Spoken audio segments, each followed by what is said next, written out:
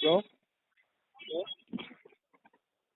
Hello hello madam, good morning. എന്റെ പേര് കീർത്തി എന്നാണ്. ബജാജ് ഫിൻസർവിന്റെ ഹെഡ് ഓഫീസാണ് വിളിക്കുന്നത്, കലൂര്.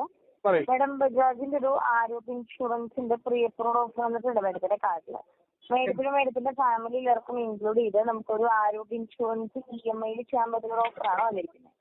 കറന്റ് എന്തെങ്കിലും ഹെൽത്ത് ഇൻഷുറൻസ് എന്തെങ്കിലും ഉപയോഗിച്ചിട്ടുണ്ടോ മാഡം? മെഡിക്ലെയിംസ് എന്തെങ്കിലും ഏതിന്റെ?